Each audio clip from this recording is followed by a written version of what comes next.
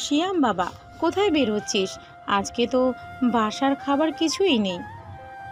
এই তো মা, আমার কাজের জন্য যাচ্ছি। কোনো চিন্তা করো না, আমি আসার সময় বাজার করে নিয়ে আসব। মা আমার দিকে এগিয়ে আসলেন, এরপর বাসার একটা ঠিকানা দিলেন, দিয়ে আমাকে বললেন, এটা তোর মামার বাসার ঠিকানা। আমাকে বলেছিল যদি ঢাকায় আসি তাহলে তোর কাজের একটা ব্যবস্থা করে দেবে। তুই তোর মামার বাসায় একবার যাবি। আমি তখন ঠিকানাটা হাতে নিলাম। কয়েক মাস হয়েছে গ্রাম থেকে এখানে এসেছি। আগে গ্রামে ছিলাম, বাবার গ্রামে ব্যবসা ছিল, গ্রামে ভালোই সংসার চলছিল। কিন্তু হঠাৎ করে বাবা অসুস্থ হয়ে পড়েন, তাই শহরে আনতে হয় বাবাকে চিকিৎসা করার জন্য। এভাবে শহরে বাসায় যাওয়ার খরচ সামলানো আমাদের পক্ষে অসম্ভব হয়ে যায়। সেই জন্য আমরা সিদ্ধান্ত নিলাম শহরেই থাকব। এখানে একটা ফ্যাক্টরিতে কাজ করি। ছোটোবেলা থেকে স্বপ্ন দেখতাম দেশের জন্য কিছু করব, কিন্তু সেটা আর হয়ে ওঠেনি বাবার অসুস্থতার কারণে। আমরা ভীষণ অসহায় হয়ে পড়েছি। আমি তখন মায়ের দিকে তাকালাম, এরপর মাকে সান্ত্বনা দিয়ে বাসা থেকে বেরিয়ে পড়লাম। আমি একটা খাবারের ফ্যাক্টরিতে কাজ করি, যেখানে বিভিন্ন প্রকার বেকারি আইটেম বানানো হয়। মাঝে মাঝে আমাকে ডেলিভারি বয়ের কাজ করতে হয়। আমি তখন বসকে ফোন করে জানিয়ে দিলাম আজকে একটু আসতে দেরি হবে। বস মেনে নিলেন, কারণ আমি কোনোদিন কাজে ফাঁকি দেওয়ার চেষ্টা করি না। এরপর চলে গেলাম মামার বাসায়। ওখানে যাওয়ার পর দেখলাম অনেক বড় একটা বাসা। চারিদিকে তাকালাম, বিশাল অট্টালিকা। ভিতরে ঢুকতেই একজন মধ্যবয়স্ক লোক দরজাটা খুলে দিলেন। আমি মামাকে ছোটোবেলায় দেখেছিলাম, এরপর তাদের সাথে আর আমাদের দেখা হয়নি। মামার একটা মেয়ে আছে। আসসালামু আলাইকুম। জি, আমি সিয়াম। ভিতরে আসো বাবা, তোমার জন্য অপেক্ষা করছিলাম। তোমার মা আমাকে কল করে বলেছে সবকিছু। আমি তখন ভিতরে গিয়ে বসলাম। এরপর মামাকে বিস্তারিত বললাম। মামা তখন আমার দিকে তাকিয়ে বললেন, আপাতত আমি একটা বড় ঝামেলায় আছি, তাই তোমাকে কাজে নিতে পারছি না। কিন্তু আমি তোমার মাকে বারবার বলেছি এখানে চলে আসার জন্য। আমি তোমাদের আমার বাসায় রাখবো, কিন্তু তোমার মা কিছুতেই আমার সহযোগিতা গ্রহণ করবে না। ছোটবেলা থেকে সে একটু অন্যরকম, কারো সাহায্য গ্রহণ করতে চায় না। আমি তাকে টাকা দিতে চেয়েছিলাম, কিন্তু সে না করে দিয়েছে সরাসরি। যদি টাকা দেই তাহলে আমার সাথে সব সম্পর্ক শেষ করে দেবে। সেই জন্য আমি টাকা দিতে পারছি না। কিন্তু আমি কথা দিচ্ছি কয়েকটা মাস পরেই আমি তোমাকে চাকরির ব্যবস্থা করে দিব। ঠিক আছে মামা, আপনাকে কোনো চিন্তা করতে হবে না। আসলে আম্মু এরকমই, কারো সাহায্য নিতে চায় না। আমিও এটা পছন্দ করি না। যেহেতু আমি এখনও রোজগার করার মতো সামর্থ্য রাখি, তাই এখন আমি কারো সাহায্য গ্রহণ করতে চাই না। দয়া করে এই কথাটা আমাদের কাউকেই বলবেন না। আচ্ছা ঠিক আছে বাবা, আমি যখনই শুনতে পেয়েছি তোমরা শহরে এসেছো, আমি তোমার মাকে বারবার কল করেছি, কিন্তু সে কোনোভাবেই আমার সাথে দেখা করতে রাজি হচ্ছিল না। শেষে আমি গিয়েছিলাম তোমার বাসায়। আসার সময় আমার ঠিকানাটা দিয়ে এসেছি। কোনো চিন্তা করো না বাবা, আমি তোমার কাজের ব্যবস্থা করতেছি। আসলে বিষয়টা হচ্ছে কি, আমার কোম্পানিটা নিয়ে অনেক ঝামেলায় আছি। সেই জন্য এখন আপাতত কোনো মানুষ নিয়োগ দিতে পারছি না। কয়েক মাস গেলেই এই সংকট কেটে যাবে। মামা, আপনি বলেছেন এটাই আমার জন্য অনেক বেশি কিছু। আপনি নিশ্চিন্তে থাকতে পারেন। তখনই দেখতে পেলাম সিঁড়ি দিয়ে একটা পরীর মতো মেয়ে নামছে। আমাকে দেখে আমার দিকে কিছুক্ষণ তাকিয়ে থাকলো, এরপর আমার কাছে আসলো। তখন মামা আমাকে বললেন, সিয়াম, তোমার রিমির কথা মনে আছে? ছোটবেলায় তোমরা একসাথে কত খেলাধুলা করেছো। এটা হচ্ছে আমার মেয়ে রিমি। দেখো, তোমরা দুজনেই কত বড় হয়ে গেছো। আমি তখন বাবার মুখে কথাটা শুনে সিয়াম ভাইয়ের দিকে তাকালাম। কত সুন্দর হয়ে গেছে সে, তার কথা আমি কিছুতেই ভুলতে পারছিলাম না। ছোটবেলায় বাবা আমাকে নিয়ে গ্রাম থেকে যখন চলে আসছিল, তখন আমি অনেক কান্না করেছিলাম ভাইয়ের জন্য, কিন্তু এরপর আস্তে আস্তে তাকে ভুলতে শুরু করি। এখন এত বড় হয়ে গেছি, তবুও তাকে সামনে দেখে কেন জানি নিজেকে কন্ট্রোল করতে পারলাম না। আমি তখন সিয়াম ভাইয়ের দিকে হাত বাড়িয়ে দিয়ে বললাম, ভাইয়া, তোমার আমার কথা মনে আছে? কেমন আছো তুমি? হ্যাঁ, আমি অনেক ভালো আছি। আর তোমার কথা মনে থাকবে না কেন? তুমি ছোটবেলায় কি দুষ্টু ছিলে। তোমার তো দেখি সব কিছুই মনে আছে। জানো, যখন বাবা আমাকে নিয়ে চলে এসেছিল তখন আমি 2-3 দিন খাওয়া দাওয়া বন্ধ করে দিয়েছিলাম, শুধু তোমার কথা ভাবতাম আর কান্না করতাম। আমি যখন তার সাথে আরও কিছুক্ষণ কথা বললাম, এরপর মামার দিকে তাকিয়ে বললাম, মামা, আমাকে এখন যেতে হবে। আমি তো একটা ফ্যাক্টরিতে চাকরি করি, ওখানে যেতে লেট হয়ে যাবে। আমি কিছুক্ষণের জন্য ছুটি নিয়ে এসেছি। কি বলো, এখন চলে যাবা? খাওয়া দাওয়া করে যাবা বললাম না? আজকে সারাদিন আমার সাথে থাকবে। আমি কি বলবো কিছুই বুঝতে পারছিলাম না। তখন রিমি আমাকে হাত ধরে টেনে নিয়ে খাবার টেবিলে বসালো, আমার পাশে বসে খেতে শুরু করলো। আমি বারবার অবাক হচ্ছি, বারবার মামার দিকে তাকাচ্ছি। মামাও আমাকে শুধু চোখের ইশারায় শান্ত হতে বলেছিলেন। আমি তার বাবার কথায় খেতে শুরু করলাম। তখন রিমি বলল, আচ্ছা সিয়াম ভাইয়া, তোমার কি গার্লফ্রেন্ড আছে? সিয়াম আরো অবাক হলো, কি বলে মেয়েটা। সিয়াম তখন জল খেতে গিয়েছিল, গলায় কাশি উঠে গেল। কিছুটা থেমে সিয়াম বলল, না, আমার কোনো গার্লফ্রেন্ড নেই। এই তো তুমি মিথ্যা কথা বলা শুরু করে দিয়েছো। তোমার মতো একটা সুন্দর ছেলের গার্লফ্রেন্ড নেই, এটা কি কোনো বিশ্বাসযোগ্য কথা হলো? বিশ্বাস না হওয়ার কি? আমার মতো গরিব ছেলের কীভাবে গার্লফ্রেন্ড থাকতে পারে বলো? আমার কোনো গার্লফ্রেন্ড নেই। কোনো মেয়েকে আমার পছন্দ হয় না, আর কোনো মেয়েই আমাকে পছন্দ করে না। আমরা সবসময় বিপরীত থাকি। কিন্তু আমার তো তোমাকে দেখেই পছন্দ হয়ে গেছে। আমি তো তোমার উপর ক্রাশ খেয়ে বসে আছি, সেজন্যই তো তোমাকে আদর করে খাওয়াচ্ছি। যদি আগে জানতাম তুমি এতটা স্মার্ট হয়ে গেছো, তাহলে কবে ফুপিকে বলে তোমাকে বিয়ে করে নিতাম। কি হলো, কি ভাবছো? কিছু না, কিন্তু সত্যিটা তো বললি না। গরিব বলে কি গার্লফ্রেন্ড হয় না? দেখলাম কত গরিব ছেলের গার্লফ্রেন্ড, আর তোমার মতো একটা কিউট ছেলেকে দেখে যে কোনো মেয়েই প্রেমে পড়ে যাবে। এই পৃথিবীতে শুধু সুন্দর চেহারা থাকলেই হয় না, তার সাথে পকেটে টাকা থাকা দরকার। পকেটে টাকা না থাকলে কোনো মেয়েই পেছনে ঘুরে না। সবাই টাকার পাগল। এই পৃথিবীতে সবাই টাকাকে ভালোবাসে। টাকা ছাড়া এই পৃথিবীতে কেউ কোনো কিছু বোঝে না। যার কাছে টাকা আছে তার সম্মান আছে, যার কাছে টাকা নেই তার কোনো সম্মান নেই, তার কোনো মর্যাদাও নেই। এই সমাজে টাকা যতদিন পকেটে আছে ততদিন গার্লফ্রেন্ড সাথে থাকে। যেদিন তোমার পকেট থেকে টাকা শেষ হয়ে যায় সেদিন এই গার্লফ্রেন্ড চলে যায়। এটা কিন্তু তোমার একটা ভুল ধারণা। সব মেয়ে কিন্তু টাকার পাগল হয় না। কেউ কেউ ওই মনটারও পাগল হয়, যে মনে শুধু একজনের জন্যই জায়গা হয়। এটা শুধু সিনেমায় মানায়, কিন্তু বাস্তবে এটা মানায় না। কে বলেছে বাস্তবে মানায় না? চাইলে আশেপাশে খুঁজে পাওয়া যায় এমন নিঃস্বার্থ ভালোবাসা, যারা শুধু ভালোবাসে মনটা পাওয়ার জন্য, তার পকেট ভর্তি টাকা পাওয়ার জন্য নয়। কিন্তু আমার জানা মতে এমন কোনো মেয়ে আমি দেখিনি, তাই আমার সেই সব বিষয়ে কোনো ধারণাও নেই। সেটা বলো, তোমার কোনো ধারণাই নাই। কিন্তু মেয়েদের নামে এরকম খারাপ কথা কেন বলো? এরকম কথা শুনলে কিন্তু আমার রাগ উঠে যায়। হ্যাঁ, আমি জানি পৃথিবীতে এমন অনেক মেয়ে আছে যারা শুধু টাকার জন্যই ভালোবাসে, ছেলেদের টাকার পিছনে ঘোরে। কিন্তু আমার মতো হাজারো মেয়েরা চায় একজন ভালো স্বামী, যে কিনা তাকে ভালোবাসবে।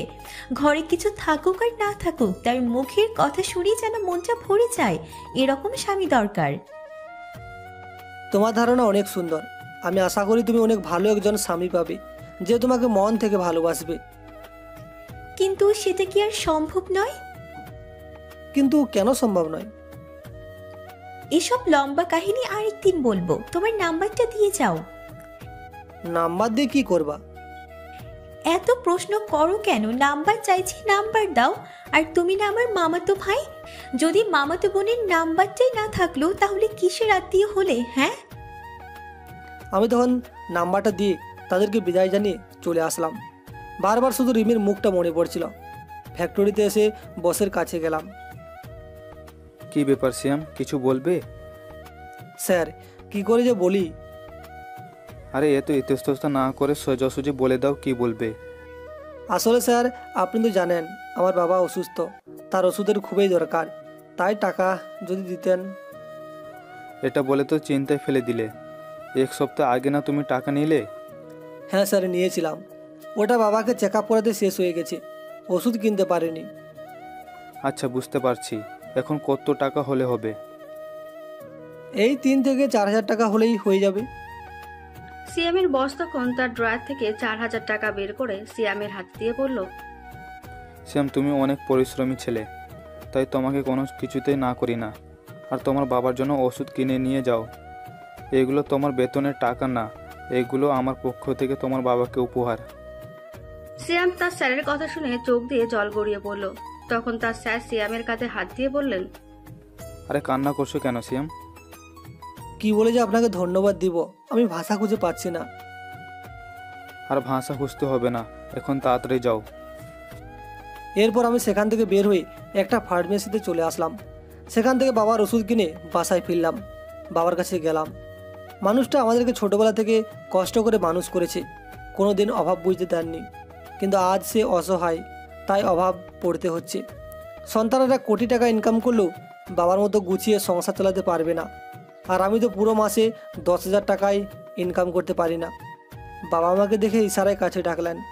আমি কাছে গিয়ে মাথায় হাত বুলাতে লাগলাম। দেখলাম বাবার চোখে জল। তার চোখে জল দেখে আমারও খুব কান্না আসলো। বাবা, কান্না করছো কেন? কোনো সমস্যা হচ্ছে? না রে বাপ, কোনো সমস্যা হচ্ছে না, শুধু তোকে দেখছি মন ভরে। আমার সেই ছোট্ট সিয়াম আজ কত বড় হয়ে গেছি, দায়িত্ব নিতে শিখে গেছি। তা একটু হয়েছি। সারাদিন এসব করতে তোর খুব কষ্ট হয়, তাই না রে বাপ? আরে কিসের কষ্ট? তোমাদের সুন্দর মতো চালাতে পারলেই আমার শান্তি। খুব সাবধানে রাস্তাঘাটে চলাফেরা করিস। আর সারাদিনের ক্লান্ত হয়ে ফিরেছিস, এখন খেয়ে ঘুমিয়ে পড়। ও একটা কথা, তোর মামার বাসায় গিয়েছিলি? হ্যাঁ বাবা, কিন্তু মামা বললেন উনি একটু ঝামেলে আছেন, কয়েক মাস পরে আমাকে কাজে নেবেন। আর বাবা, জানোই তো আমার এসব একদম পছন্দ নয়। আমি চাই দেশের জন্য কিছু করতে। সব হয়েছে আমার জন্য। যদি আমি অসুস্থ না হতাম তাহলে এই সমস্যা হতোই না। বাবা, এই কথা কখনো বলবে না প্লিজ। একদিন সব সমাধান হয়ে যাবে। আমি তখন বাবার কাছ থেকে এসে ডিনার করে রুমে যাচ্ছিলাম। তখন আমার ছোট বোন আদিবা আসলো।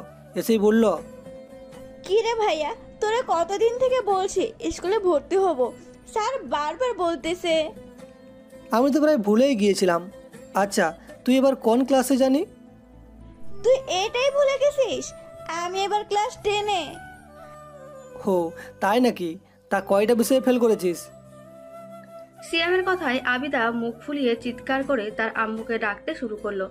সিয়াম জানে তার বোন সবসময় ক্লাসে ফার্স্ট হয়, তবু ওকে রাগানোর জন্য এসব বলে। তখন আদিবা আবার বলল, আম্মু, ও আম্মু, দেখে যাও তোমার ছেলে কি বলে। হাই, চুপ কর। আমাদের কথা শুনে আম্মু দৌড়ে এসে জিজ্ঞেস করলো, কিরে শিয়াম, কি হয়েছে? আদিবা চিৎকার করছে কেন? ও নাকি বিয়ে করবে, তাই কান্না করে আমাকে বলছে।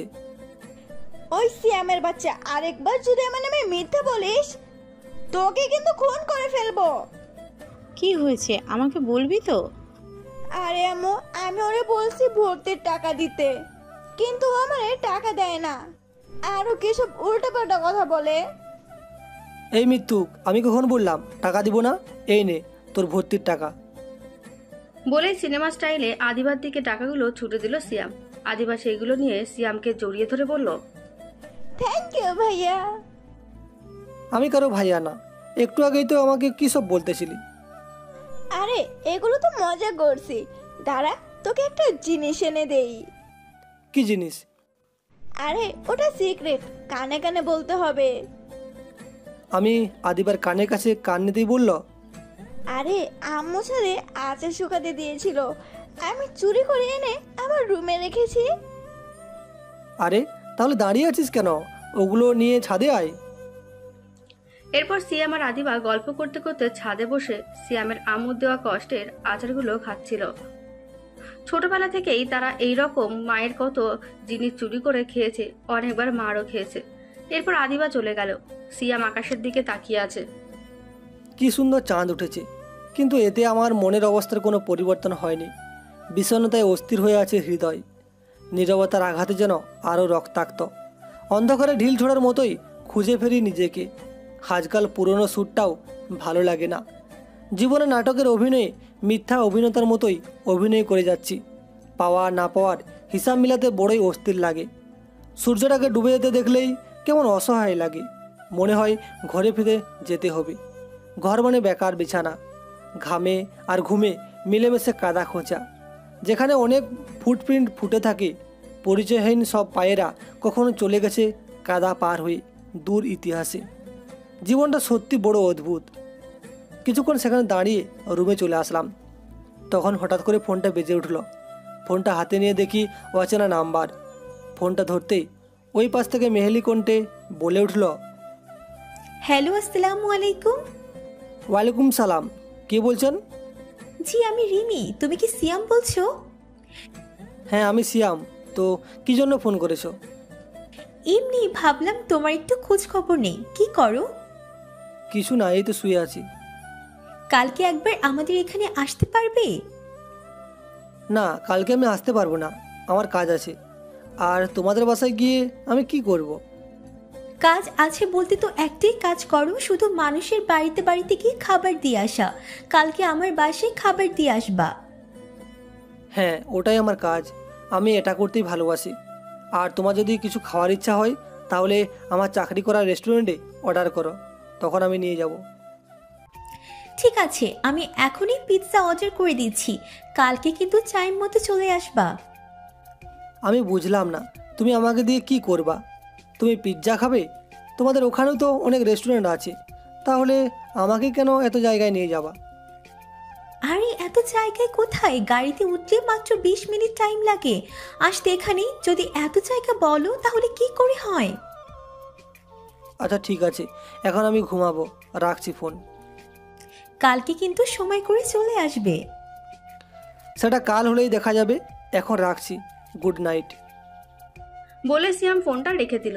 রিমির ব্যবহার তার কাছে অদ্ভুত লাগছে। আজব মেয়েটা, এরকম হঠাৎ করে ফোন দিল, আবার কাল গিয়ে ওরকম ব্যবহার করলো। যাক, সিয়ামের এসব ভেবে সময় নষ্ট করার টাইম নেই, তাকে এখন ঘুমাতে হবে।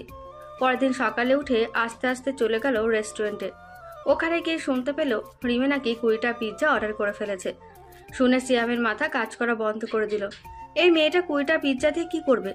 বস সিয়ামকে বলল, শ্যাম, তুমি তাড়াতাড়ি এগুলো দিয়ে আসো। ঠিক আছে স্যার, আমি এখনই যাচ্ছি। এরপর সিয়াম তার স্যারের কাছ থেকে পিৎজাগুলো নিয়ে চলে আসলো তার মামার বাসার দিকে। দরজায় নক করতেই মুহূর্তের মধ্যে দরজা খুলে দিল রিমি। সিয়াম অবাক হলো এত তাড়াতাড়ি দরজা খোলা দেখে। তুমি কি দরজার কাছে বসেছিলে? আমি নক করতেই তুমি খুলে দিলে। বাহরে, তুমি আসবা আর আমি বসে থাকবো না? আমি তো অপেক্ষা করছিলাম কখন তুমি আসবে। ঠিক আছে, এই না তোমার পিৎজা, আর আমি এখন চলে যাচ্ছি। Good bye. চলে যাবা মানে? ভিতরে আসো, ভিতরে এসে বসো। মানুষ বলে মামার বাড়ি রসের হাড়ি, আর তুমি মামার বাসায় ঢুকতেই চাও না। না না, এখন আমার অনেক কাজ আছে, গিয়ে কাজ করতে হবে। আরও অনেকগুলো ডেলিভারি দিতে হবে, না হলে কি? না হলে আমার চাকরি থাকবে না। আর চাকরি না থাকলে আমি আমার পরিবারের দায়িত্ব কীভাবে পালন করব? আমার পরিবারের সবাই না খেয়ে মরবে। তুমি সারাদিন কাজ করে কত টাকা পাও সিয়াম ভাইয়া? আমি তোমাকে বলতে যাব কেন? না, তোমাকে বলতেই হবে, না হলে কিন্তু এখান থেকে যেতে দিব না। এখানেই তোমাকে বেঁধে রেখে দিব। সিয়ামের রিমির বাচ্চামোর কথা শুনে হাসি উঠে গেল। সিয়াম মুচকি এসে তাকে বলল, পুরো মাসে 10,000 টাকা পাই। পুরো মাস এভাবে কষ্ট করে সামান্য কিছু টাকা পাও? হ্যাঁ, এটাই আমার কাছে অনেক টাকা।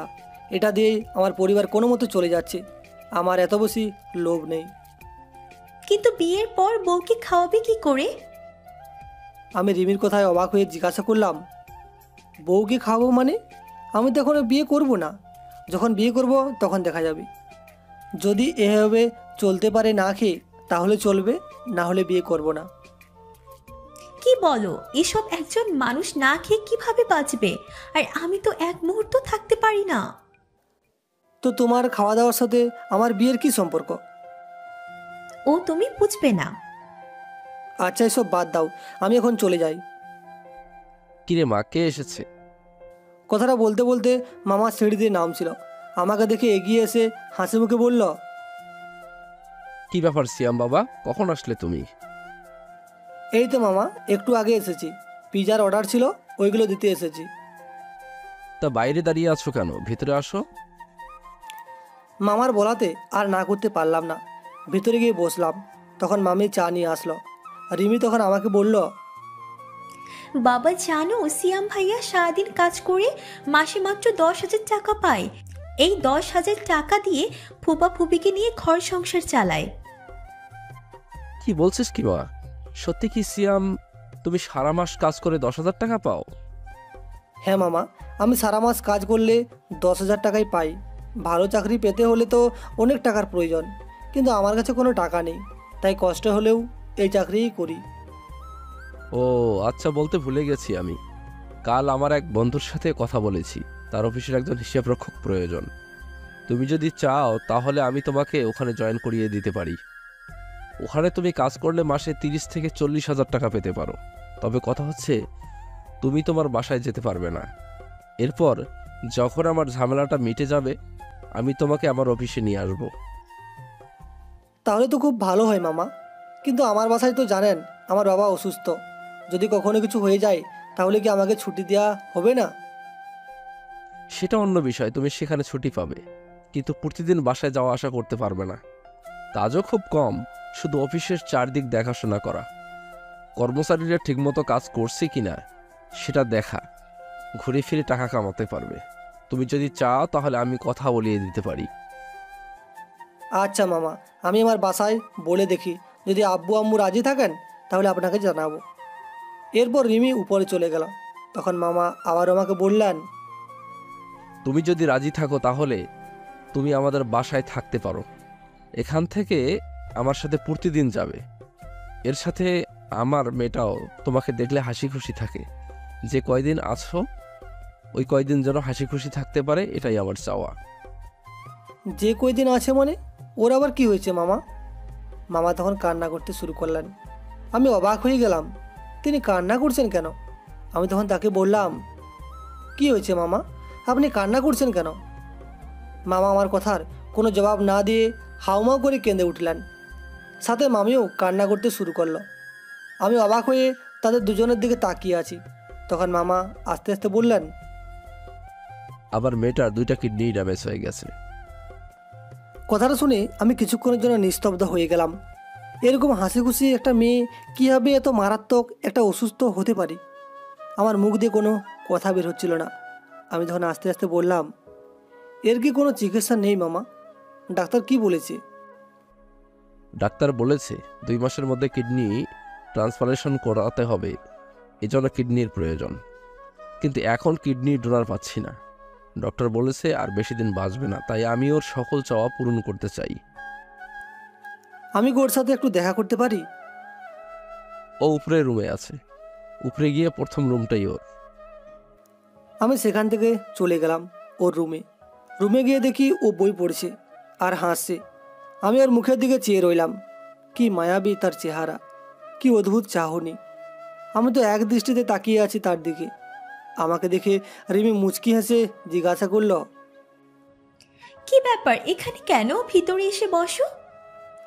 আমার চোখের জল টলমল করছিল, কিন্তু কেন করছিল সেটা আমি বুঝতে পারছিলাম না। আমার খুব কান্না করতে ইচ্ছে করছিল। আমি আর কোনো কথা বললাম না, ওকে বিদায় জানিয়ে চলে আসলাম। নিচে আসার পর মামাকে বললাম, আপনি কোনো চিন্তা করবেন না মামা, ও সুস্থ হয়ে যাবে। আর আমি আমার আব্বু আম্মুর সাথে কথা বলে আপনাকে জানাবো। ঠিক আছে বাবা, তুমি এখন আসো, তোমার মনে হয় কাজ আছে। জি মামা, আমি যাচ্ছি, ভালো থাকবেন। সিয়াম সেখান থেকে বাসায় চলে আসলো। সেদিন আর রেস্টুরেন্টে ফিরে গেল না। কাজ করতে ইচ্ছে করছিল না তার, মনটা খারাপ হয়ে গিয়েছিল। কেন যে এসব হচ্ছিল তার মধ্যে সে কিছুই বুঝতে পারছিল না। হয়তো মেয়েটার প্রতি তার মায়া কাজ করতে শুরু করেছে। মাঝে মাঝে কিছু মুহূর্ত আমাদেরকে স্তব্ধ করে দেয়। কিছু মুহূর্ত আমাদের জীবনে এমনভাবে দাগ কেটে যায় তা আমরা কখনোই ভুলতে পারি না। হয়তো এমনই মুহূর্তের মুখোমুখি হয়েছে সিয়াম, যেখানে প্রথম দিন মায়া শুরু হতেই বিচ্ছেদের বাজনা বেজে উঠেছে। জীবনের কত রং আমরা প্রতি মুহূর্তেই দেখি, হয়তো এইরকমই অবাক করা রঙের মুখোমুখি হয়েছে সে। এরপর সন্ধ্যার দিকে সিয়াম এবং তার আব্বু আম্মু আর আদিবা সবাই মিলে সিয়ামের বাবার রুমে বসে আছে। সিয়াম তার আম্মুকে বলল, আম্মু, মামা আমাকে একটা চাকরির সন্ধান দিয়েছেন। সেখানে আমাকে 30 থেকে 40,000 টাকার বেতন দেওয়া হবে। তোমরা যদি রাজি থাকো তাহলে আমি কথা বলতে পারি। এটা তো খুব বড় একটা সুসংবাদ। তুই তাড়াতাড়ি কথা বল, আমাদের এখন টাকার খুব প্রয়োজন। কিন্তু মা, ওখানে আমি চাকরি করতে গেলে আমি প্রতিদিন বাসায় আসতে পারবো না। মাসে অথবা সপ্তাহে একদিন বাসায় আসতে হবে। কিসের চাকরি বাবা? আর তুই চলে গেলে আমরা কিভাবে এই সংসার চালাবো? আমারও তো সেই চিন্তা মা। যদি আমি এখান থেকে চলে যাই তাহলে তোমরা কীভাবে সংসার চালাবে? চাকরিটা একটা অফিসের হিসাব রক্ষকের। অফিসের সকল কর্মচারীদের দায়িত্বে আমি থাকব, তাদের সব কাজকর্ম দেখাশোনা করব। এটাই হচ্ছে আমার কাজ। তখন বাবা মাঝ থেকে আমাকে ডেকে বলে উঠল, তুই কোনো চিন্তা করো না বাবা, তুমি চাকরির জন্য অ্যাপ্লাই করো। যদি চাকরি হয়ে যায় তাহলে তুমি চলে যাও। এভাবে তুমি কতদিন কষ্ট করবে? ওখানে গেলে তুমি কম পরিশ্রম করে টাকা পাবে, আর তোমার পরিশ্রমও কম হবে। তুমি ওখানে চেষ্টা করো। কিন্তু বাবা, আমি যদি চলে যাই তাহলে ঘর বাড়ি গিয়ে দেখাশোনা কে করবে? তোমাকে এসব নিয়ে টেনশন করতে হবে না, আমরা সবাই আছি। আমরা বাড়িঘর সব কিছু দেখে রাখবো। তুমি নিশ্চিন্তে চাকরিতে অ্যাপ্লাই করতে পারো। ঠিক আছে বাবা, আমি কথা বলে দেখব। ওদিকে রাতের বেলা বেলকনিতে দাঁড়িয়ে আছি। খুটখুটে অন্ধকার রাত, চারিদিকে কয়েকটা ঝিঝি পোকা ছাড়া পৃথিবীর সব কোলাহল মুক্ত। আমি জানি আমার হাতে সময় খুব অল্প। আমি জানি আমার জীবনের শেষ সময় এসে গেছে। আগে কথাটা শুনে তেমন খারাপ লাগেনি, কিন্তু যখন থেকে সিয়াম ভাইয়াকে আবার দেখেছি, ওর মুচকি হাসি দেখেছি, ওর অমায়িক ব্যবহার দেখেছি, তবে থেকে ওকে কাছে পাওয়ার এই পৃথিবীতে বেঁচে থাকার ইচ্ছাটা প্রবল হয়েছে। সবাই তো চায় তার প্রিয় মানুষটির কাছে থাকতে, চায় কাছের মানুষটি তার প্রয়োজন বুঝুক, চায় তার আদর, তার যত্ন, চায় সে খেয়াল রাখুক সব সময়। কিন্তু বেশিরভাগ মানুষেরই সে সৌভাগ্য হয় না। হয়তো আমারও সেই ভাগ্য নেই। অন্ধকারে নিজেকে হারিয়ে ফেলতে ইচ্ছে করছে। মানুষের সবচেয়ে বড় বন্ধু হচ্ছে অন্ধকার, কারণ সে সবসময় দুঃখ কষ্টগুলোকে অন্যের কাছ থেকে আড়াল করে রাখে, চোখের পানি লুকিয়ে রাখে। আর সবচেয়ে বড় শত্রু হচ্ছে আলো, কারণ সে মানুষের সব দুঃখ কষ্টকে অন্যের নিকট খুব সহজেই প্রকাশ করে দেয়। যদিও বা আমরা অন্ধকারকে শুধু দূরে ঠেলে দিই আর আলোকে খুব কাছে টেনে নিই, কিন্তু আজ অন্ধকারকে বড্ড আপন মনে হচ্ছে। আজ চিৎকার করে সিয়ামকে জড়িয়ে ধরে বলতে ইচ্ছে করছে, সিয়াম, আমি তোমাকে ভালোবাসি। এই পৃথিবীতে আমি আরও বাঁচতে চাই, তোমার ভালোবাসায় বাঁচতে চাই। চলছিলাম তো বেশ ভালোই, হঠাৎ করে জীবনে এলে তুমি। স্বপ্নের রাজ্যে ভাসিয়ে দিয়ে কি করেছিলাম বলতে পারো তুমি? চলেই যদি যাবো আমি, তবে তুমি কেন এসেছিলে আমার এই সাজানো জীবনে? ভালোই তো ছিলাম একা। আমার এই জীবনে একাই পথ চলতে শিখেছিলাম। এখন আমি শুধু একা। এই একাকিত্ব জীবনের পথ বড় বেশি আঁকা বাঁকা। যেতে হবে আমায় একা একা। দুঃখ নেই তাতে, তুমি তো ভালো থেকো। ওপর থেকে তা দেখেই চলে যাবে আমার সারাটা দিনের মেঘলা আকাশ বৃষ্টি। ভালোবাসলেও তোমাকে বলবো না, জানি বললেও লাভ হবে না। হয়তো তুমি শুনবে না, শুনলেও তোমার কিছুই যায় আসে না, কারণ আমি আজ নিঃস্ব, বড়ই নিঃস্ব। আমার হাতে সময় যে বড় অল্প। সারা রাত এভাবেই কান্না করলাম। এভাবে মাঝে মাঝে বাঁচার ইচ্ছেটা প্রবল হয়, কিন্তু কি করব, মৃত্যুকে তো কেউ আটকাতে পারবে না, তাই আর সেই আশাও করি না।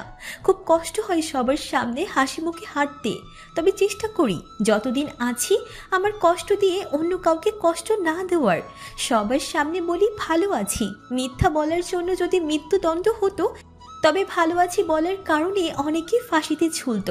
সবার আগে হয়তো আমি সেই ফাঁসির আসামি হতাম। ওদিকে সিয়াম সকাল হতেই তার বাবা মা আর আদিবার সাথে নাস্তা করতে বসেছে। তখন হঠাৎ করে কেউ কল করলো। সিয়াম আদিবাকে বলল কলটা ধরতে। আদিবা দৌড়ে সিয়ামের রুমে গিয়ে ফোন ধরলো। হ্যালো, আসসালামু আলাইকুম, কে বলছেন? ওয়ালাইকুম আসসালাম, এটা তো সিয়াম ভাইয়ের ফোন, তাই না? হ্যাঁ, ভাইয়া ব্রেকফাস্ট করেছে। সিয়াম তোমার ভাইয়া হয়? আমি রিমি। ও আল্লাহ, তুমি রিমি আপু? হ্যাঁ, আমি ওনার একমাত্র বোন। তাহলে তো আমার একমাত্র ননদিনী। কিছু কি বলবা? না, তোমার ভাইয়ার কাছে ফোনটা নিয়ে যাও। আদিবা দৌড়ে সিয়ামের কাছে ফোন নিয়ে আসলো।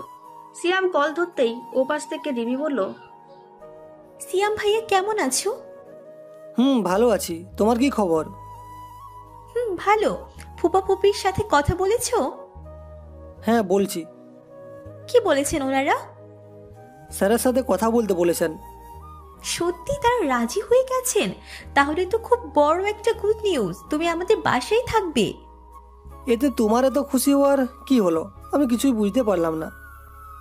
ওসব তোমার বোঝার দরকার নাই। এখন রাখছি, একটু পর চলে আসবা। Good bye. বলে সিয়াম ফোনটা কেটে দিল। তখন আদিবা সিয়ামকে জিজ্ঞেস করলো, ভাইয়া, রিমি আপু অনেক সুন্দর, তাই না? হ্যাঁ, কিন্তু মেয়েদের জন্য আমার খুব কষ্ট লাগে। কেন, কি হয়েছে ওর? ওর 2টা কিডনি ড্যামেজ হয়ে গেছে। এখন কোনো কিডনি ডোনার পাচ্ছে না, তাই ডাক্তার বলেছে বেশি দিন বাঁচবে না। মেয়েটা খুব হাস্যোজ্জ্বল আর মায়াবী। সিয়ামের কথায় পুরো রুমে কিছু সময়ের জন্য নীরবতা চলে আসলো। নীরবতা ভেঙে সিয়ামের আম্মু কান্না করে সিয়ামকে বললেন, কি বললি এটা শিয়াম? ভাইয়া তো আমাকে কখনো এটা বলল না। একদিন ওকে আমাদের বাসায় নিয়ে আসিস। ঠিক আছে, আমি ওকে নিয়ে বিকেলে আসবো। এখন মামার সাথেই দেখা করতে যাচ্ছি। এরপর সিয়াম সেখান থেকে সোজা চলে গেল তার মামার বাসায়। রিমিদের বাসায় ঢুকতেই রিমির বাবার সাথে দেখা। সিয়াম তখন তাকে বলল, মামা, আপনার কথা মতো আমি আমার পরিবারের সাথে কথা বলেছি, তারা রাজি। আচ্ছা ঠিক আছে, তুমি কোনো চিন্তা করো না, আমি আজকেই কথা বলবো। ওকে মামা, আপনার কাছে একটা অনুরোধ করতে চাইছিলাম, আপনি যদি রাখেন। কি অনুরোধ বলো বাবা, আমার সাধ্যের মধ্যে হলে অবশ্যই চেষ্টা করব। মামা, আমি রিমিকে আজকে আমার বাসায় একবার নিয়ে যেতে চাই। আমার আব্বু আম্মু দেখতে চেয়েছেন ওকে। ওর কথা আমি বাসায় বলেছিলাম, ওরা দেখার জন্য আগ্রহ নিয়ে বসে আছে। যদি আপনার কোনো আপত্তি না থাকে তাহলে ওকে একবার আমার সাথে নিয়ে যেতে চাই। ঘুরে আসুক, মনটাও ভালো হবে। আরে এর জন্য আবার অনুরোধের কি দরকার? ও তো নিজের ফবির সাথে দেখা করার জন্য পাগল হয়ে গেছে। আমার কোনো আপত্তি নেই। আমিও একবার যাওয়ার কথা ভাবছিলাম, তোমার বাবাকে একবার দেখে আসব। আমাদের সাথে চলুন আঙ্কেল, যদি আপনার কোনো আপত্তি না থাকে একসাথে গেলে। আচ্ছা ঠিক আছে, দাঁড়াও, আমি রেডি হয়ে আসছি, তুমি রিমিকে গিয়ে বলো। এরপর রিমির বাবা সেখান থেকে চলে গেলেন। সিয়াম চলে গেল রিমির কাছে। রিমির রুমে গিয়ে দেখে রিমি এখনো নিজের রুমে শুয়ে আছে। সিয়াম তখন তাকে বলল, এই রিমি, রিমি উঠো। এরপর রিমি ঘুম ঘুম চোখে সিয়ামের দিকে তাকালো। হয়তো তাকে দেখে অবাক হয়েছে। এরপর ঘুম ঘুম চোখে বলল, কি ব্যাপার, তুমি এত সকালে আমাদের বাসায়? কোনো দরকার নাকি? আমার বাসায় তোমার কথা বলেছিলাম, ওরা তোমাকে দেখতে চাইছে। যদি তোমার কোনো আপত্তি না থাকে তাহলে আমাদের সাথে আমার বাসায় চলো। তোমাদের সাথে মানে তোমার সাথে আর কে কে যাবে? আসলে মামাও যেতে চাইছে বাবাকে দেখতে, তাই যদি তুমি যেতে চাও তাহলে রেডি হয়ে নাও তাড়াতাড়ি। ও মা, বিয়ের আগে কি শ্বশুর বাড়ি থেকে নিতে চলে আসলো? এখনই রেডি হয়ে আসছি। আজকে তো শ্বশুর শাশুড়ি আর ননদিনীকে একবার দেখতেই হবে। আরে কি হলো, মনে মনে এসব কি ভাবছো? তাড়াতাড়ি রেডি হয়ে নাও, আমি বাইরে অপেক্ষা করছি। এরপর রিমিকে রেডি হতে বলে সিয়াম বাইরে চলে আসলো। একটু পর সিয়ামের মামাও চলে আসলেন, কিন্তু রিমি এখনো বের হচ্ছে না। প্রায় 20 মিনিট পর রিমি বের হলো। তার দিকে তাকিয়ে তো সিয়াম আশ্চর্যে চরম পর্যায়ে পৌঁছে গেছে। কারণ রিমি আজ শাড়ি পরেছে, পুরো একটা পরী লাগছিল তাকে নীল শাড়ির মধ্যে। সিয়াম অপলক দৃষ্টিতে চেয়েছিল ওর দিকে। সিয়ামকে এভাবে তাকিয়ে থাকতে দেখে রিমি ওর কাছে এসে বলল, কি ব্যাপার, এভাবে তাকিয়ে কি দেখো? হঠাৎ করে মামার সামনে এভাবে আমাকে বলায় আমি কিছুটা লজ্জা পেয়ে গেলাম। এরপর মামা আর আমি রিমি বেরিয়ে পড়লাম আমাদের বাসার উদ্দেশ্যে। বাসায় জানিয়ে দিলাম। এরপর আমাদের বাসায় এসে পৌঁছালাম। রিমিকে দেখে মা আশ্চর্য হয়ে তাকিয়েছিলেন। এরপর আমার কানে কানে এসে বললেন, এত মানুষ নয়, পুরো একটা পরী রে। আমাদের রিমি এত সুন্দর হয়ে গেছে। সৃষ্টিকর্তার কি যে লীলা খেলা, এরকম একটা সুন্দর মেয়েকে এত বড় একটা অসুখ দিয়েছে। কি আর করবে মা, এটাই বাস্তবতা, সব কিছু মেনে নিতে হয় আমাদেরকে। এরপর রিমি আর মামা বাবাকে দেখতে গেলেন। বাবা তখন শুয়েছিলেন। মামা বাবার কাছে গিয়ে দাঁড়িয়ে বললেন, কি ব্যাপার দুলা ভাই, কেমন আছেন? এই তো ভালো আছি ভাই সাহেব, আপনি কেমন আছেন? আপনার মেয়ে কোথায়? রিমি এগিয়ে গিয়ে সিয়ামের বাবাকে সালাম করলো। সিয়ামের বাবাও রিমিকে দেখে অবাক হয়ে গেলেন আর মনে মনে বললেন, পৃথিবীতে কত রং আমাদেরকে প্রতি মুহূর্তে দেখতে হয়। এত সুন্দর একটা মেয়েকে এত বড় একটা অসুখে ফেললে তুমি আল্লাহ। তুমি দেখো প্রভু, মেয়েটা যাতে ঠিকমতো বেঁচে যায়। হঠাৎ করে সিয়ামের বাবা সিয়ামকে আর রিমিকে রুম থেকে একটু বাইরে যেতে বললেন। তার নাকি রিমির বাবার সাথে আলাদা কি জানে একটা কথা আছে। রিমির এটা শুনে অবাক হয়ে বাইরে চলে গেল। ওদিকে সিয়ামের বাবা রিমির বাবাকে কাছে ডেকে বললেন, ভাই সাহেব, আমার হাতে সময় খুব কম। কোন দিন মারা যাব সেটার কোনো নিশ্চয়তা নেই। এই রকম অবস্থায় বেঁচে আছি। আপনাকে আমি একটা কথা বলে যেতে চাই, এটা আমি আমার ছেলেকেও পরে বলবো। আপনি যদি রাজি থাকেন তাহলে আমি মারা যাওয়ার পর আমার কিডনি দিয়ে আপনার মেয়ের চিকিৎসা করাতে পারেন। আমার কোনো আপত্তি নেই। এতে যদি আমার এই সামান্য উপকারে আপনাদের কোনো সাহায্য হয় তাহলে মরেও শান্তি পাবো। সিয়ামের বাবার কথা শুনে রিমির বাবা কান্না করে দিলেন। সিয়ামের বাবাকে এক হাত দিয়ে জড়িয়ে ধরে বললেন, আপনি বলেছেন দুলাভাই, এতেই আমি খুশি। আপনার মতো মানুষ এই পৃথিবীতে দুটো হয় না। কিন্তু এটা কি করে সম্ভব? আপনার কিডনি নিয়ে কিভাবে আমি আমার মেয়েকে সুস্থ করে তুলব? ভাই সাহেব, আপনি আর না করবেন না। ওই পরীর মতো একটা মেয়েকে কিভাবে মরতে দেখতে পারি? জীবনে বেঁচে থাকতে তো আমার ছেলেটার জন্য কিছু করতে পারলাম না। যদি মরে গিয়ে কারোর উপকার করতে পারি তাহলে এটাই আমার কাছে অনেক বড় প্রাপ্তি। কি বলছেন এসব? হ্যাঁ ভাই সাহেব, আমার ছেলেটা ছোট্টবেলা থেকে অনেক কষ্টে বড় হয়েছে। কোনোদিন ওর কোনো শখ আহ্লাদ পূরণ করতে পারিনি। সবসময় অভাব অনটন লেগেই রয়েছে আমাদের সংসারে। এখন ছেলেটা পড়াশোনা শেষ করেছে, কোথায় একটু শান্তিমতো চাকরি করবে তা না, সারাদিন গাধার মতো খেটে মরছে শুধু আমাদেরকে একটু শান্তিতে রাখার জন্য। তবে ভাই সাহেব, আপনি কিন্তু ভাগ্য করে একটা ছেলে জন্ম দিয়েছিলেন। সিয়ামের মতো ছেলে দুইটা হয় না পৃথিবীতে। সিয়ামের মতো ছেলে পাওয়া প্রায় অসম্ভব। ওর মতো বয়সের ছেলেরা আজকাল বাবা মাকে ফেলে রেখে দিচ্ছে, নিজের কথা ভাবছে। বাবা মাকে বৃদ্ধাশ্রমে রেখে তারা নিজেরা ফুর্তি করে বেড়াচ্ছে। কিন্তু আপনার ছেলে আপনাকে কিভাবে আগলে রেখেছে? এটা ভেবে তো আরও বেশি কষ্ট হয়। ছেলেটা আমার এত ভালো, কিন্তু ওর জন্য কিছুই করতে পারলাম না। ওর অনেক স্বপ্ন ছিল বড় হয়ে একজন আর্মি অফিসার হবে, কিন্তু সেই স্বপ্নটাও আমি পূরণ করতে দেইনি। কি বলছেন কি দুলাভাই? সিয়াম বড় হয়ে আর্মি অফিসার হতে চেয়েছিল? ওর রুমে গেলেই আপনি দেখতে পাবেন ওর পুরো রুমে বিভিন্ন রকম বই, ছবি, আর্মিদের সম্পর্কে ইনফরমেশন সব কিছু দেওয়া আছে। সব সময় ওইগুলো নিয়ে পড়ে থাকে, সুযোগ পেলেই ওগুলো নিয়ে নাড়াছাড়া করে। কিন্তু আমার ছেলেটা টাকার কারণে ওর স্বপ্নটা পূরণ করতে পারেনি। রিমির বাবা তখন সিয়ামের বাবার হাত ধরে চোখের পানি ছেড়ে দিয়ে বললেন, আপনি চিন্তা করবেন না ভাই সাহেব, আপনার একটা ভাই তো বেঁচে আছে এখনো। আপনি সুস্থ হয়ে উঠবেন আশা করি। আমি কথা দিচ্ছি, সিয়ামকে আমি আর্মি অফিসার বানিয়ে ছাড়ব। ওর যদি স্বপ্ন থাকে তাহলে আমি ওকে সব ব্যবস্থা করে দিব। আমি ওকে সাহায্য করব। আমার যা করার দরকার হয় আমি তাই করব। তবুও আমি সিয়ামকে যে করি হোক আর্মি অফিসার হিসেবে গড়ে তুলব। সিয়ামের বাবা তখন কান্না করে দিয়ে রিমির বাবাকে বললেন, এই কাজটা করতে পারলে আমি আপনার কাছে চিরকৃতজ্ঞ থাকব। আমার ছেলেটা তো বেঁচে থেকে কোনো স্বপ্ন পূরণ করতে দেয়নি। যদি মরে গিয়ে একটু শান্তিতে থাকার উপায় করে দেই, এটাই আমার জন্য অনেক বড় প্রাপ্তি। এভাবে বলবেন না দুলাভাই, আপনি ওর সাথে কোনো অন্যায় করেননি। আপনি আপনার দায়িত্ব ঠিকমতোই পালন করেছেন। আল্লাহ যদি কাউকে সুস্থ করে দেন সেটা মনে করবেন আল্লাহর পক্ষ থেকে একটা নিয়ামত। হয়তো আপনাকে অসুস্থ করে আল্লাহ তাআলা পরীক্ষা নিতে চাইছেন, আপনার ধৈর্য কেমন, সাথে আপনার ছেলের ধৈর্য কেমন। তাই এসব কথা ভেবে নিজেকে কষ্ট দিবেন না। আচ্ছা ভাই সাহেব, ওরা বাইরে দাঁড়িয়ে আছে, আপনি ওদের কাছে যান। আর আমার কথাটা মনে রাখবেন, আমি যদি মারা যাই তাহলে আমার কিডনি তাড়াতাড়ি করে নিয়ে আপনার মেয়েকে সুস্থ করে তুলবেন। আপনার কথা আমি রাখব, যদি আপনি আমার একটা শর্তে রাজি হন। কি শর্ত বলেন? আপনার সব শর্তে রাজি আমি। আমার মেয়েটা কোনদিন যদি সুস্থ হয়ে ওঠে তাহলে আমি সিয়াম বাবার সাথে ওর বিয়েটা দিতে চাই, যদি আপনার কোনো আপত্তি না থাকে। এতে আমার আপত্তি থাকবে কেন?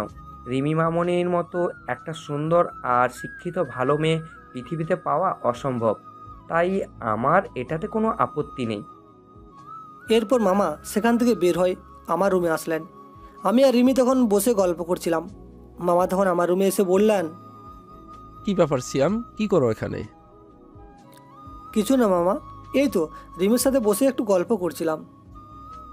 তোমার রুমে এগুলো কি?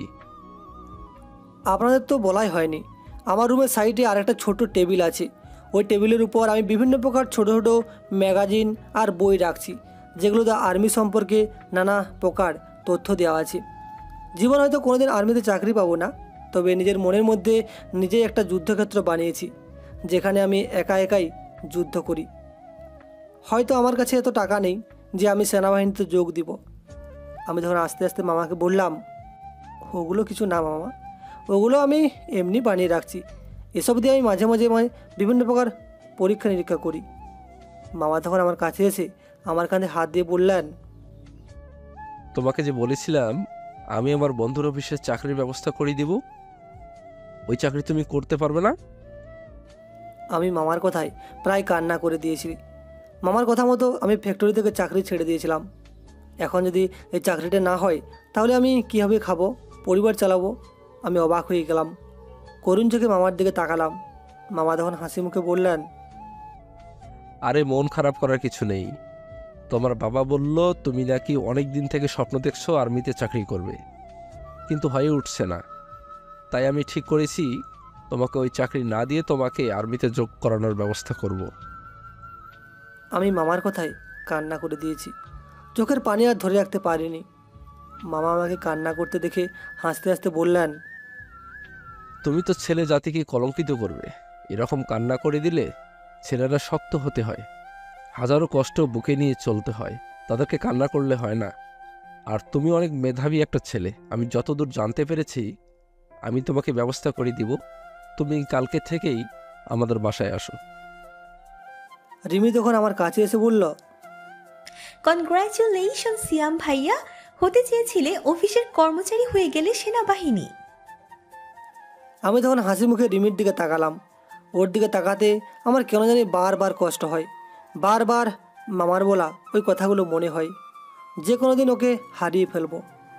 এই কথা মনে হতেই আমার দু চোখ জলে ভরে আসে। মামা তখন আমাকে বললেন, এভাবে কি আমাদেরকে দাঁড় করিয়ে রাখবে? তোমার পুরো বাড়িটা আমাকে ঘুরিয়ে দেখাবে না? আমি তখন মুচকি হেসে মামাকে আর রিমিকে নিয়ে পুরো বাড়ি ঘুরিয়ে দেখালাম। এরপর দুপুরে খাওয়া দাওয়া করে বেরিয়ে গেলাম। তখন বাবা আমাকে তার কাছে ডেকে নিলেন। কী ব্যাপার বাবা, কি হয়েছে? আমাকে ডাকলে কেন? বাবা, আজ আমি তোমাকে একটা কথা বলতে চাই। কি কথা বাবা, বলো। আগে তুমি তো জানো আমার হাতে সময় বেশি নেই, কোন দিন জানি মারা যাই। যদি আমি মারা যাই তাহলে আমার কিডনি দুটো বের করে রিমিকে দিয়ে দিবি। আমি অবাক হয়ে বাবার দিকে তাকিয়ে আছি। আমার চোখ দিয়ে অশ্রু গড়িয়ে পড়ছে। তখন বাবা বললেন, আরে পাগল ছেলে, কান্না করিস না। পৃথিবীতে সব্বার বাবা মা কি চিরদিন বেঁচে থাকে? সবাইকে মৃত্যুর সামনে আসতে হয় হয়তো। আমাকে 2 দিন আগে যেতে হবে, অন্যদের 2 দিন পরে যেতে হবে। তবে মেয়েটাকে দেখে আমার খুব মায়াবী মনে হয়েছে। অনেক সুন্দর একটা মেয়ে। তুই একটা ব্যবস্থা কর। যখনই আমি মারা যাব সঙ্গে সঙ্গে আমার কিডনি এবং শরীরের যাবতীয় ভালো অঙ্গ প্রত্যঙ্গ মানুষকে দান করে দিবি।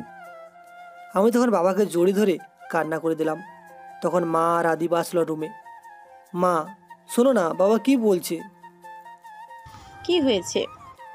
বাবা বলছে নাকি সে মারা গেলে তার সব অঙ্গ প্রত্যঙ্গ মানুষকে দান করে দিতে, আর কিডনি নাকি রিমিকে দিয়ে দিতে। আমার কথা শুনে মা আর আদিবা অবাক হয়ে আমার দিকে তাকিয়েছিল। এরপর বাবার দিকে তাকিয়ে বললেন, তোর বাবা এরকমই, সারা জীবন মানুষের কথাই ভাবে। উনি যেটা ভালো বুঝেন সেটাই করেন। বাবা তখন কান্না করে দিয়ে বললেন, আমি তো বেঁচে থাকতে কারোর উপকারে আসতে পারলাম না, তোদেরকেও জীবনে শান্তি দিতে পারলাম না। যদি মরে গিয়ে কাউকে একটু শান্তি দিতে পারি, এটাই আমার একমাত্র চাওয়া। আর শ্যামের মামা আমাকে বলেছেন শ্যামকে আর্মিতে চাকরি করার ব্যবস্থা করে দিবেন। বাবা, এরকম কথা বলো না প্লিজ, আমার কান্না পাচ্ছে।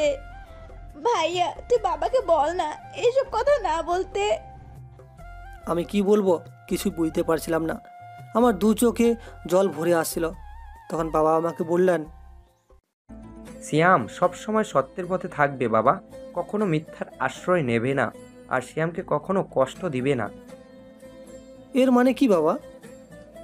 রিমির বাবা যখন আসছিল তখন আমাকে বলেছে যদি রিমি সুস্থ হয়ে যায় তাহলে তোর সাথে যেন ওর বিয়েটা দিই। আমি তো একের পর এক অবাক হয়ে যাচ্ছি বাবার কথায়। এরপর আর কোনো কথা বললাম না।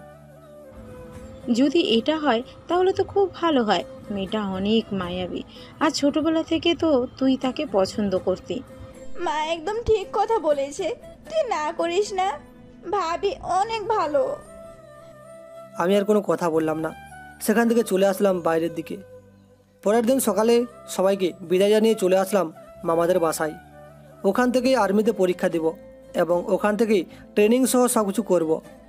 বারবার বাবা মা আর আদিবার কথা মনে হচ্ছিল, কিন্তু তাদের জন্য হলেও আমাকে চাকরিটা করতে হবে। যে করেই হোক আমাকে আমার স্বপ্ন পূরণ করতে হবে। আমি মামাদের বাসায় আসাতে সবাই খুব খুশি হলো।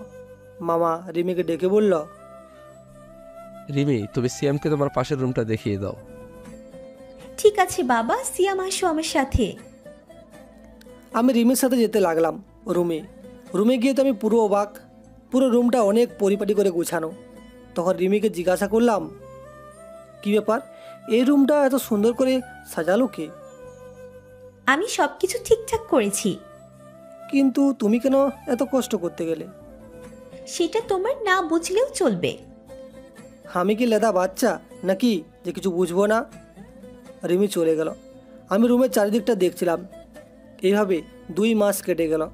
আমি এখন খুব ব্যস্ত ট্রেনিং আর বিভিন্ন পর্যবেক্ষণ নিয়ে।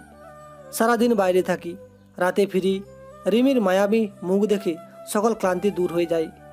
রিমি ইদানিং অনেকটা শুকিয়ে গেছে, আমার সাথে সবসময় থাকতে চাই। মেয়েটাকে আমি বড্ড ভালোবেসে ফেলেছি। রাতে রুমে শুয়ে আছি, হঠাৎ করে আম্মুর ফোন বেজে উঠল। ফোনটা ধরতেই আদিবা কান্না করে বলল, ভাইয়া ভাইয়া রে। কি হয়েছে আদিবা, এভাবে কান্না করছিস কেন? আব্বু আমাদের ছেড়ে চলে গেছে। কথাটা শোনা মাত্র আমি চিৎকার দিয়ে কান্না করে উঠলাম। আমার চিৎকার শুনে বাড়ির সবাই এসে গেল। মামা এসে আমাকে বলল, কি ব্যাপার সিয়াম, কান্না করছো কেন? মামা, আমার সব শেষ হয়ে গেল। আমার আব্বু যে আমাকে ছেড়ে চলে গেল। কি বলছো কি বাবা, কখন হলো এসব? দুলাভাই আর নেই? একটু আগে আমার বোন ফোন করে জানালো। তুমি কান্না করো না বাবা, সবাই তো আর চিরদিন বেঁচে থাকে না। এখন শান্ত হয়ে চলো, তোমার বাসায় যাই। মামা, আমি এখন কি করব? মামা আমাকে বলে গাড়ি বের করতে বললেন। হঠাৎ করে রিমি এসে আমাকে জাপটে জড়িয়ে ধরলো। কান্না করছে খুব। এই তুমি কান্না করো না প্লিজ, আমি সহ্য করতে পারছি না। তোমার কান্না আমার সহ্য হয় না। আমি ওর কথায় কোনো মানে বুঝতে পারলাম না। চলে গেলাম বাসায়। ওখানে যেতেই আম্মু আর আদিবার অবস্থা দেখে নিজেকে ধরে রাখতে পারলাম না, কান্না করে দিলাম। আদিবা এসে আমাকে জড়িয়ে ধরে কান্নায় ভেঙে পড়ল।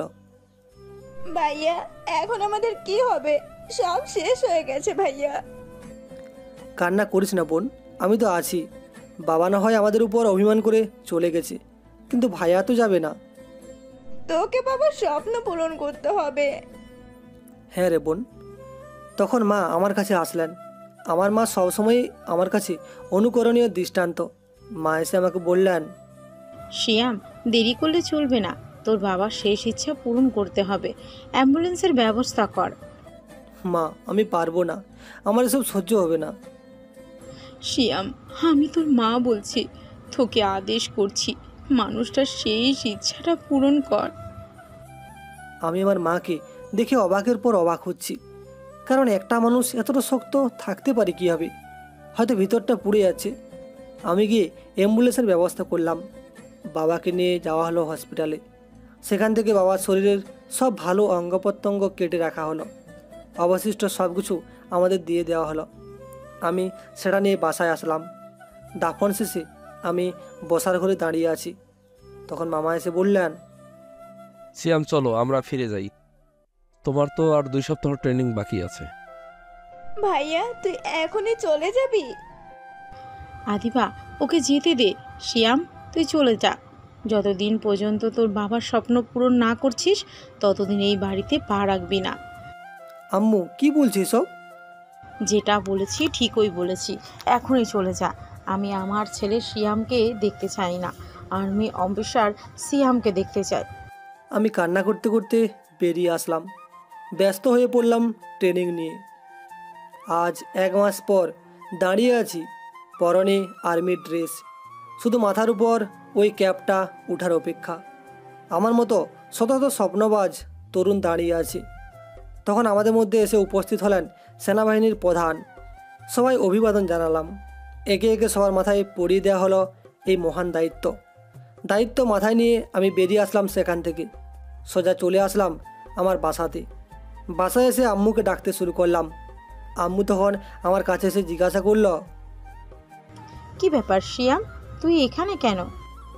আমি আম্মুকে জড়িয়ে ধরে কান্না করতে লাগলাম আর বললাম, মা, আজ আমার স্বপ্ন পূরণ হয়েছে।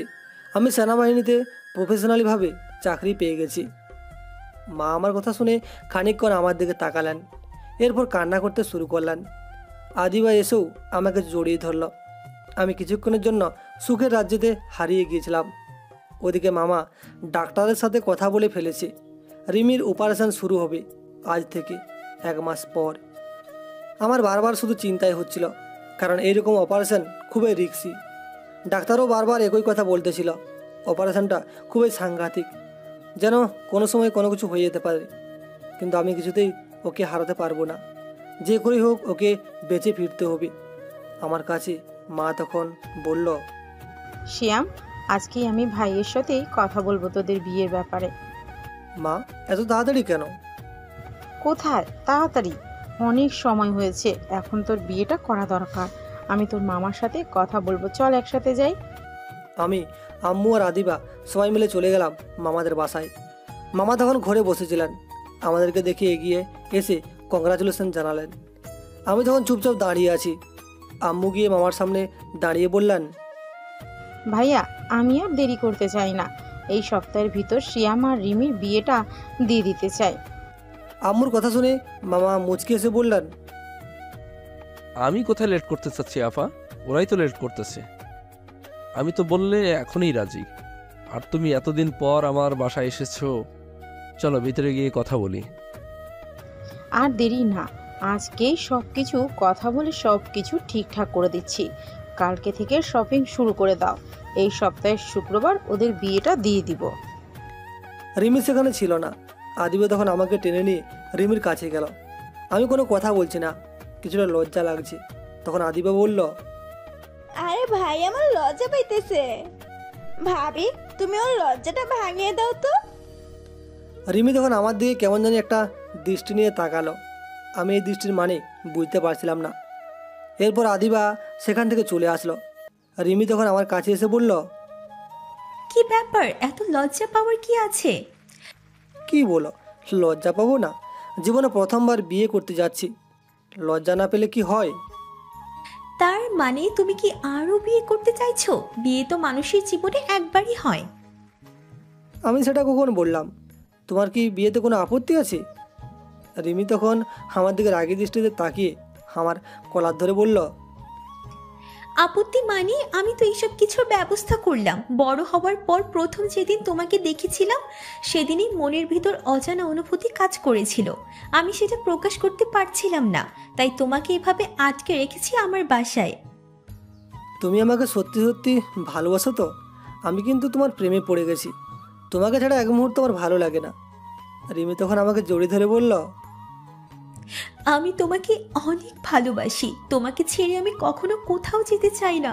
কিন্তু কি করব বলো, আমি যদি মারা যাই তাহলে? আমি আর ওকে কোনো কথা বলতে দিলাম না। ওর 2 ঠোঁট দখল করে নিলাম। প্রায় 5 মিনিট পর ছেড়ে দিয়ে কান্না করতে করতে বললাম, এই কথা জীবনে আর কোনোদিন মুখে আনবে না। আমি তোমাকে যেতে দেব না। তুমি সুস্থ হয়ে যাবে, অপারেশনের ব্যবস্থা করছি, তুমি আমার কাছে থাকবে চিরদিন। রিমি তখন তাচ্ছিল্য একটা হাসি দিয়ে আমার দিকে তাকিয়ে বলল, এরকম মিথ্যা সান্ত্বনার কথা শুনতে হবে? এরকম শুনতে শুনতে বিরক্ত হয়ে গেছি। কোন দিন না জানি মরে যাই, তবে তোমাকে ছেড়ে থাকতে আমার অনেক কষ্ট হবে। তুমি যদি আর একবার এরকম কোনো কথা বলো না, তাহলে কিন্তু আমি নিজেই মরে যাব। এত ভালোবাসো কেন আমায়? আমি জানি না, জানতেও চাই না কোনো দিন। শুধু জানি তুমি আমাকে ছেড়ে যেতে পারবে না। তুমি যেদিন আমাকে ছেড়ে চলে যাবে, সেদিন আমি এই পৃথিবীতে থাকবো না। তোমার সাথে চলে যাব এই পৃথিবীর মিথ্যা মায়া ছেড়ে। এরপর রিমিকে নিয়ে চলে আসলাম নিচে।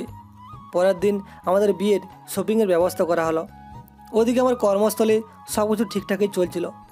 সারাদিন ডিউটি শেষে বিকেলে বাসায় আসি। হঠাৎ কোনো দিন জানি মায়া পড়ে যায়, এই বাড়ি ছেড়ে চলে যেতে হবে। কোনো নিরাপত্তা বাহিনীর কষ্ট যদি কেউ জানতো তাহলে হয়তো কোনোদিন তাদের সাথে খারাপ ব্যবহার করতো না। একটা মানুষ সে নিজের সব দুঃখ কষ্ট সব কিছু হারিয়ে সে পড়ে থাকে দেশের জন্য। সেজন্য আমিও তেমনি এটাই বেছে নিয়েছি, দেশের মানুষের কাছে একটু সাহায্য করতে পারবো, এটাই আমার কাছে অনেক বড়। দেশের মানুষের সেবা করতে পারবো, দেশের মানুষকে নিরাপদে সমুদ্রের মধ্যে চলাচল করার ব্যবস্থা করে দিতে পারবো, এটা ভাবতে নিজের মনের মধ্যে শান্তি কাজ করে। এরপর আমাদের বাসায় চলে আসলাম। কোন দিক দিয়ে 7টা দিন কেটে গেল খেয়ালে নেই। আজ আমাদের বিয়ে, সকাল সকাল উঠে যেতে হবে। আজকে প্রথম রিমির সামনে যেতে এতটা লজ্জা লাগছে। ওই বাড়িতে কীভাবে যাব এটা ভাবতেই আমার কেন জানি শরীরটা কেঁপে উঠছে। আদিবা আমাকে সাজিয়ে দিচ্ছে, এরপর বলল, বাহ, আজকে তো আমার ভাইকে একদম রাজকুমারের মতো লাগছে। অনেক সুন্দর লাগছে ভাইয়া তোকে। ভাবি তো তোকে দেখে চোখ ফেরাতে পারবে না। তোকেও আমার সুন্দর লাগছে, এরকম সারা জীবন আমার পাশে থাকিস বোন। আদিবা তখন আমাকে জড়িয়ে ধরল। আমি মায়ের কাছ থেকে বিদায় নিয়ে বেরিয়ে পড়লাম। সাথে আমার কিছু বন্ধুবান্ধব মামাদের বাসায় গেলাম। ওখানে যেতেই দেখি পুরো বাড়ি সাজানো। এরপর ভিতরে গেলাম, রিমিকে নিয়ে আসা হলো। একটু পর ওকে দেখে তো আমি অবাক। লাল বেনারসি শাড়িতে ওকে একদম পিচ্ছি পরি মতো লাগছিল। আমি ওর দিকে বারবার তাকিয়েছিলাম, ও মাঝে মাঝে আমার দিকে তাকাচ্ছিল। এরপর আমাদের একসাথে বসানো হলো। আমি ফিসফিসিয়ে ওর কানে বললাম, আজকে তো তোমাকে একদম পরীর মতো লাগছে, আমি তো চোখ ফিরাতেই পারছি না। যা, কি বলো? আমার কি লজ্জা করে না? এরকম বলো কেন? ও মা, তুমিও কি লজ্জা পাও? সত্যি বলছি, তোমাকে আজকে এত সুন্দর লাগছে না? আজকে আমার রাজকুমারকে অনেক সুন্দর লাগছে। এরপর কাজে এসে আমাদের বিয়ে পড়িয়ে দেওয়া হলো। আসার সময় রিমি ওর বাবাকে জড়িয়ে ধরে অনেক কান্না করছে। আমারও এটা দেখে অনেক খারাপ লাগছিল। মেয়েদের জীবনে একটা সময় যখন তারা বাবার বাড়ি ছেড়ে সব কিছু ছেড়ে আসতে হয় অন্য একটা নতুন মানুষের হাত ধরে। এই সময়টি যে কোনো সময়ের থেকে অনেক কষ্টদায়ক, কিন্তু বাস্তবতা তো মেনে নিতেই হবে। রাতে বাসর ঘরের সামনে দাঁড়িয়ে আছি। বাসর ঘরে ঢুকলাম, একটু পর দেখি রিমি এগিয়ে এসে আমাকে সালাম করলো। আমি রিমিকে উঠালাম, এরপর জড়িয়ে ধরলাম। তোমার জায়গা আমার পায়ে নয়, আমার বুকে। সারা জীবন এভাবে আমার বুকে থাকবে তুমি। আমি তোমাকে ভালোবেসে ধন্য হয়ে গেছি।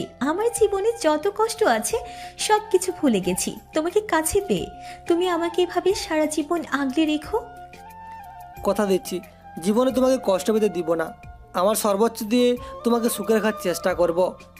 এরপরও যদি কোনোদিন তোমাকে অজান্তে কষ্ট দিয়ে ফেলি, আমাকে তুমি ক্ষমা করে দিও।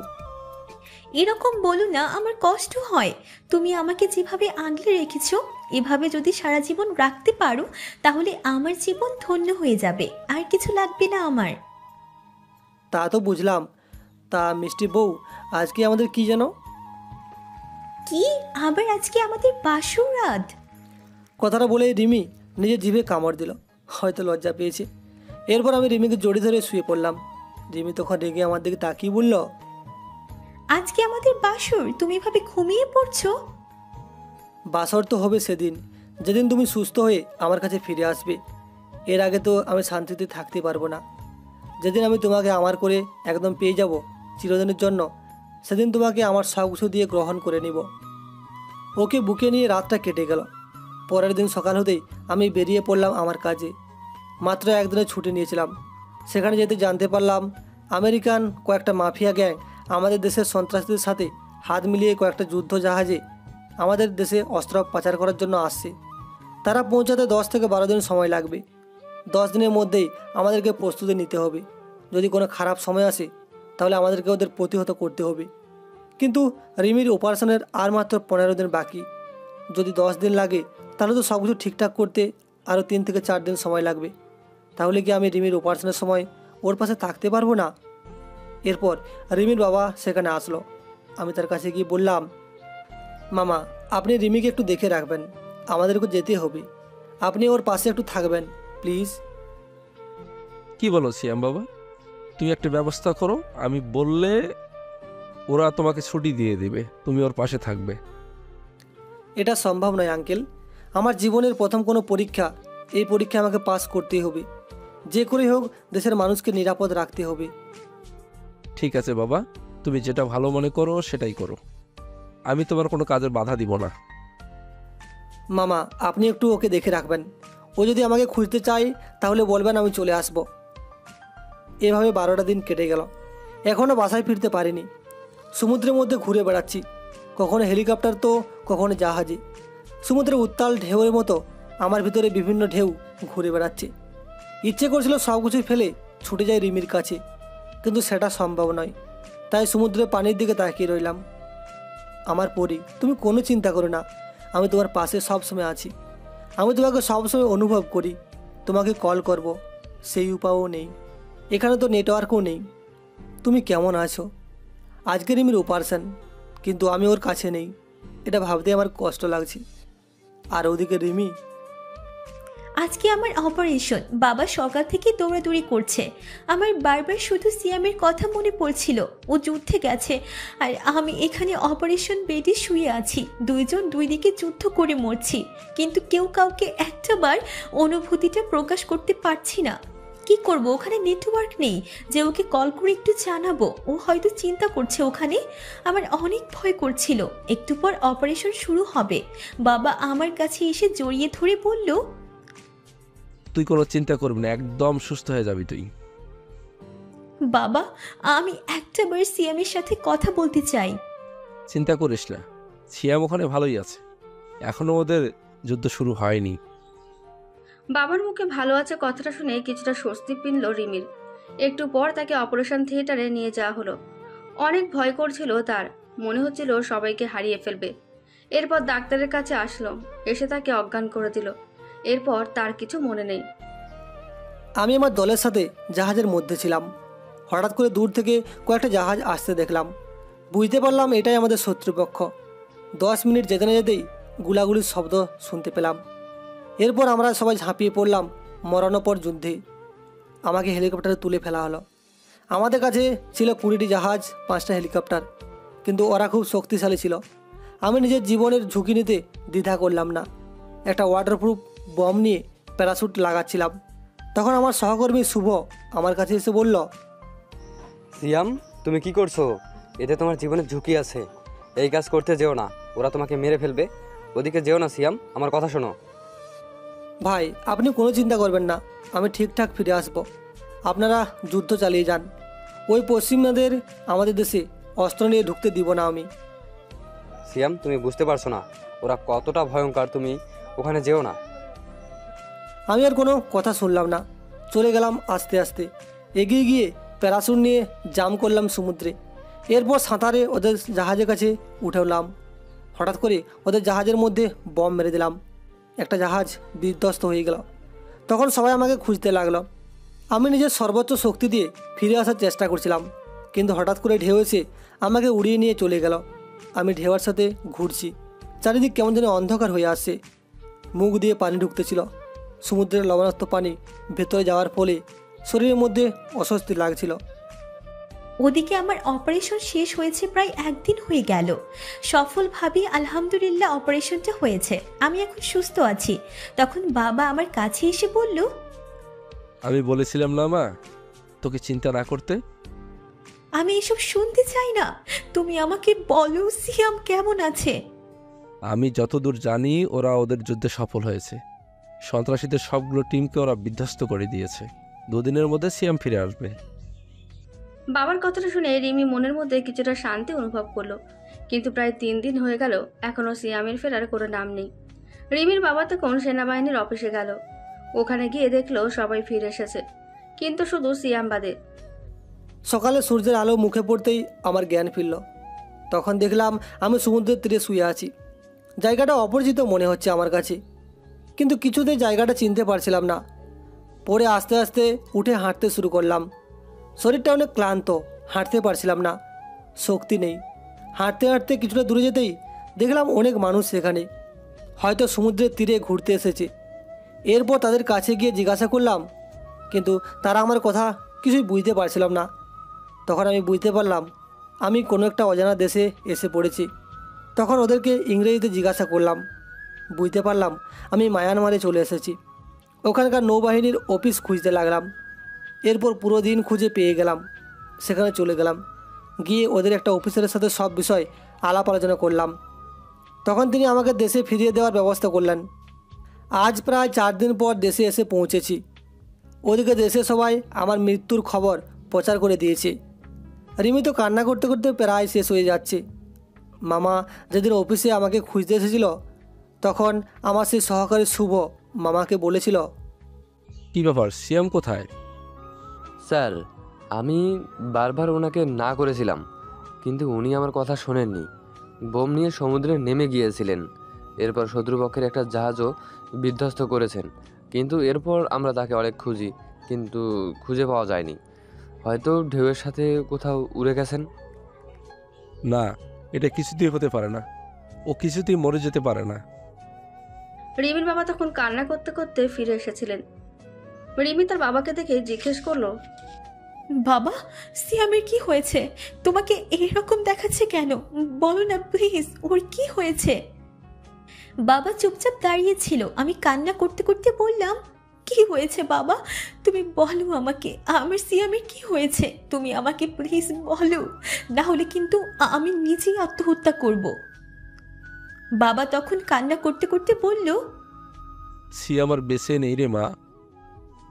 বাবার মুখে কথাটা শোনার পর যেন আমি নিজের কানকে বিশ্বাস করতে পারছিলাম না। চিৎকার করে কান্না করে উঠলাম।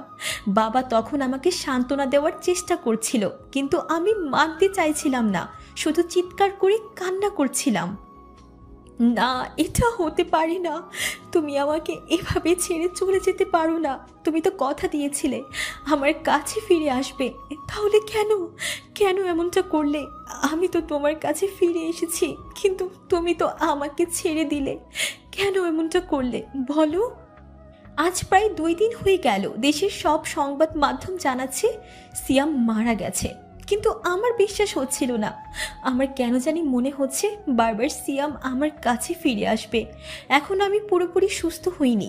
ডাক্তার বাড়িতে পাঠিয়ে দিয়েছে। বাড়িতে এসে শুয়ে আছি। ইচ্ছে করছিল এখনই আত্মহত্যা করতে, কিন্তু পারছিলাম না। বারবার মনে হচ্ছিল সিয়াম আমার কাছে ফিরে আসবে। হঠাৎ করে নিচে চিৎকারের আওয়াজ শুনলাম। কেউ এসেছে। উঠে গিয়ে দেখার মতো সামর্থ্য আমার কাছে ছিল না। একটু পর দরজার সামনে যে মানুষটাকে দেখতে পেলাম, মানুষটাকে দেখে আমি আর শান্ত থাকতে পারছিলাম না। চিৎকার করে কান্না করে উঠলাম।